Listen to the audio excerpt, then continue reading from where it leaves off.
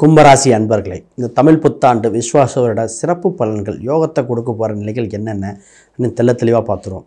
பொதுவாக வருமான ரீதியான விஷயங்கள் என்னென்ன, சொத்து சுகத்தில் நடக்க போகிற அற்புதம் என்ன, திருமணம் இருக்கா இல்லையா அந்த கேள்விக்கு விடைங்க. பிஸ்னஸ் பண்ணிகிட்ருக்கோம், இன்னும் எக்ஸ்பென்ஷன் பண்ணலாமா இல்லை இதை வச்சுக்கலாமா அப்படிங்கிறவங்களுக்கு என்னென்ன பதில் பார்ப்போம். உறவு ரீதியாக கணவன் மனைவி அந்யூன்யம், தாய் தந்தையரின் உடல்நிலைகள் எல்லாமே பார்ப்போம். முதல்ல அனைவருக்கும் வணக்கம். நான் உங்கள் ஸ்ரீ சுபம் விஜயகுமார். ஃபஸ்ட் இது பார்த்திங்கன்னா, இந்த புதுசாக பார்க்குறவங்க சப்ஸ்கிரைப் பண்ணிக்கங்க. கேள்விகள் சந்தேகங்கள் தான் பார்த்துட்டு கமெண்ட் பண்ணுங்கள். முதல்ல உங்கள் ராசிக்கு குரு பார்வை வந்தாச்சு. தமிழ் புத்தாண்டு வந்த உடனே இதில் பார்த்திங்கன்னா சூரியன் அவர் ராஜாவும் அவரே மந்திரியாகவும் வருகிறார். இதில் சேனாதிபதியாக சனி பகவான் வரார். அது உங்கள் ராசி அதிபதி. அப்போ இந்த வருடத்தில் உங்களுக்கு ஒரு முக்கிய ரோல் இருக்குது அப்படின்னு அர்த்தம். ரைட். உங்கள் ராசிக்கு 7ஆம் அதிபதி சூரியன், உங்கள் ராசி அதிபதி. அப்போ கவர்மெண்ட் ஜாபு கும்பராசிக்காரங்க ட்ரை பண்ணால் கிடைக்குமா? இந்த வருடம் கிடைக்க வாய்ப்பு உண்டு, இந்த விசுவாச வருடத்தில்.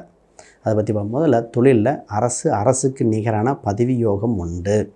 கவர்மெண்ட்டில் மூலம் ஆதாயம், இப்போ கவர்மெண்ட் ஸ்கீம்லாம் கிடைக்கும். பேங்காக இருக்கலாம், ஏதோ ஒரு கவர்மெண்ட் ஸ்கீமில் ஆதாயம் உண்டு. கவர்மெண்ட் கான்ட்ராக்டில் கிடைக்க வாய்ப்பு உண்டு. நிறைய பேர் பார்த்திங்கன்னா சூரியன்னா உயர்ந்த பதவிங்க. மேனேஜராக இருந்தவங்க பெரிய மேனேஜராக போகிறது, சூப்பர்வைசர் இருந்தவங்க மேனேஜர் ஆகிறது, ஒரு ஸ்தாபனத்தை புதுசாக நிர்வகிக்கக்கூடிய அம்சம் வந்தாச்சு. ஆக மொத்தம் இது ஒரு வளர்ச்சியான காலகட்டமாக இருக்கிறது. ரைட். இப்போ வேலையில் இம்ப்ரூவ்மெண்ட் உண்டு. வேலை செய்கிற இடத்துல ப்ரொமோஷன் உண்டு. குரு பகவான் உங்கள் 6ஆம் வீட்டை பார்க்குறார், அதாவது சந்திரனை பார்க்குறனால என்ன நடக்குதுன்னா, வேலை செய்யும் இடத்தில் பதவி யோகம் உண்டு. சின்ன சின்ன இடமாற்றங்கள் இருக்குது. அந்த இடமாற்றத்தின் மூலம் வளர்ச்சி இருக்குது. புதுசாக கற்றுக்கிறது, படிக்க போகிறீங்கன்னு அர்த்தம். இது மட்டும் இல்லாமல் புதுசாக இங்கே என்ன நடக்குதுன்னா, நிறைய பேத்துக்கு வேலை இல்லாமல் கொஞ்ச நாள் இருந்தாங்க. அவங்கெல்லாம் இன்னும் டெவலப் ஆகிறதுக்கு நிறைய படிக்க போகிறீங்க. அந்த கொஞ்ச நாள் வேலை இல்லாமல் இருந்தாங்க பார்த்தீங்களா, இப்போ எல்லாம் வேலை இல்லாமல் இருக்காங்க பார்த்தீங்களா, அவங்களுக்கெல்லாம் நல்ல வேலை, நல்ல இது வந்துடும். இப்போ அவங்களுக்கு ப்ரொமோஷன் கிடைக்கிற மாதிரி நடந்துடும். புது முயற்சிகள் உண்டு. இப்போ வேலையில் பார்த்திங்கன்னா எதிரிகள் விலகுவாங்க. உங்கள் அங்கீகாரம் உண்டு. நீங்கள் செஞ்ச வேலைக்கு உங்களுக்கு அங்கீகாரம். முதல்லாம் நீங்கள் செஞ்ச வேலைக்கு வேற ஒருத்தர் அங்கீகாரம் கிடைச்சது. இப்போ நீங்கள் செய்கிற வேலைக்கு உங்களுக்கே அங்கீகாரம் கிடைக்க வாய்ப்பு உண்டு. ரைட். திருமணம் என்ற விஷயத்துக்கு திருமணம் என்ற சுப செய்தி நடக்க வாய்ப்பு உண்டுங்க. பிரகாசமாக இருக்குது. உங்கள் இந்த வருடம் பார்த்திங்கன்னா 7ஆம் அதிபதி 3இல் இருக்குது. அப்போ குரு உங்கள் ராசியை பார்த்து கொண்டிருக்கார். சுப செய்தி தானாக தேடி வருகிற காலகட்டம். உங்கள் ராசிக்கு எப்பவுமே தமிழ் புத்தாண்டு வரும்போது 3ஆம் இடத்தில் உச்சம் பெரிய கிரகம் வந்துடும். அப்போ பொதுவாகவே சித்திரை வந்தாலே நல்லாயிருக்குங்க அப்படின்னு ஜென்ரலாக கும்பராசிக்கு சொல்லுவோம்.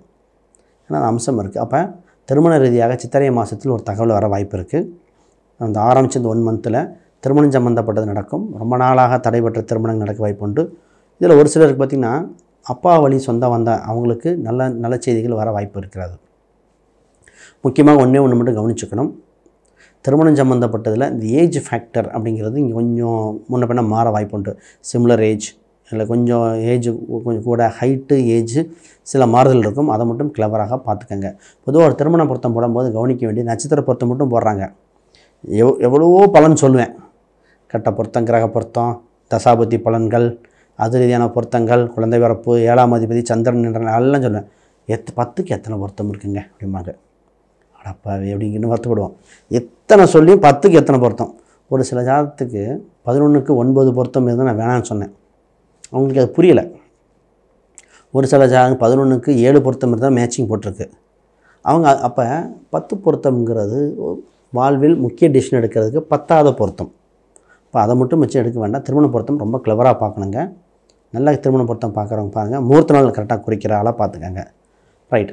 பொதுவாக இப்போ நேரத்தில் பார்த்திங்கன்னா இடம், வீடு, சொத்து சம்மந்தப்பட்ட சிந்தனை உண்டு. பொதுவாக வாஸ்து சம்மந்தப்பட்டது சிந்தனை, பொதுவாக நாலேஜ் கரெக்டாக பார்க்க வேண்டிய ராசி இந்த ராசி.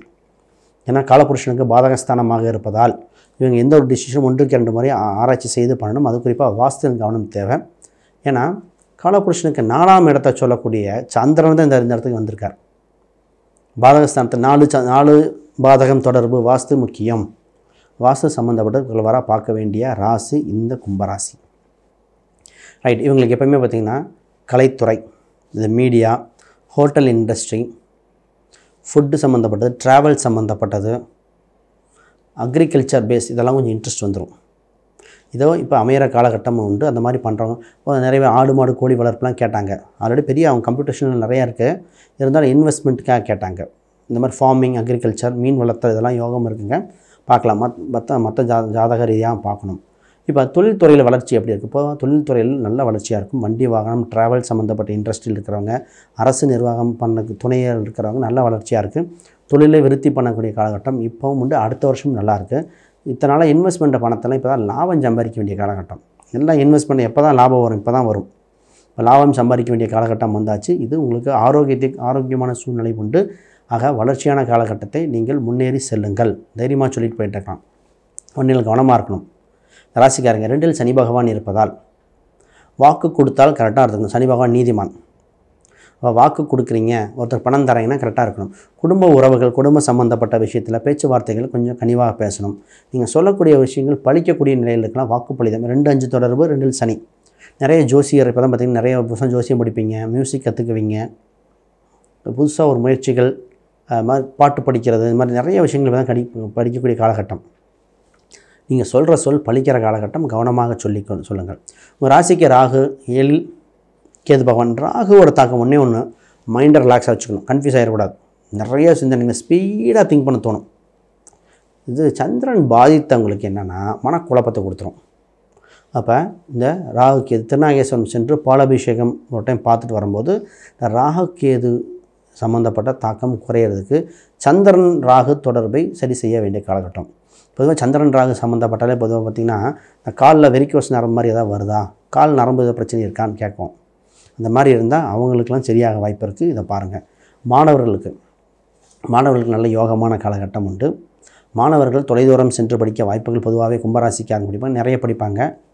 என்ன பண்ணுவாங்கன்னா ஆன்லைன் கோர்ஸும் கம்ப்ளீட் பண்ண முடியாது. அதுதான் பிரச்சனை. ஆன்லைன் கோர்ஸ் போட்டேன், பாதியில் நின்றுச்சு அப்படின்னு கும்பராசிக்காரங்க சொல்லுவாங்க.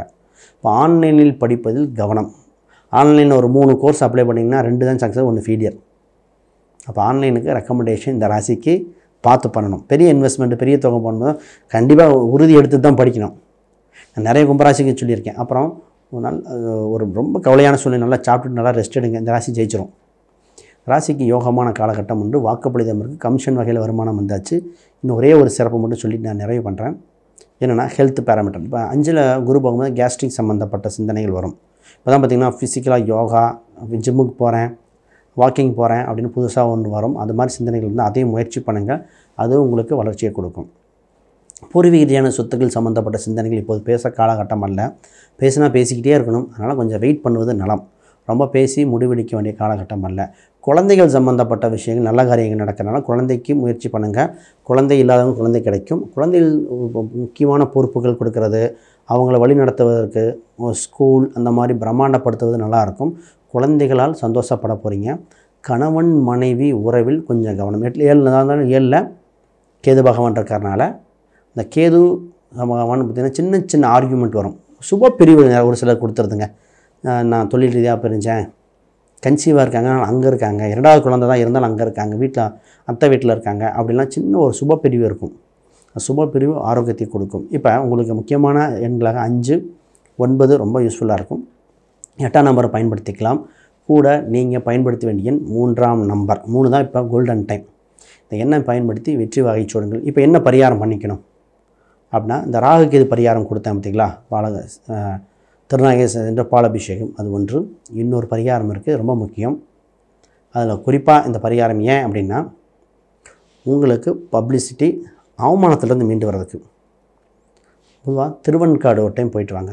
முதன் ஸ்தலம் தான் திருவெண்காடு. அந்த ஸ்தலத்துக்கு சென்று போயிட்டு வழிபாடு செஞ்சுட்டு வரும்போது 8ஆம் அதிபதியில் இருக்க வேண்டிய பெண்டிங்காக இருந்த எத்தனையோ விஷயங்கள் அமோகமாக வந்துடும். ஏன்னா புதன் என்ற கன்னி வீட்டை சனி பகவான் பார்ப்பதால் தவறுகள் எதுவும் ஏற்படாமல் இருக்குது. அந்த இடத்துக்கு சென்று வார்கள். நிச்சயம் வெற்றி. வணக்கம், வாழ்த்துக்கள் அனைவருக்கும்.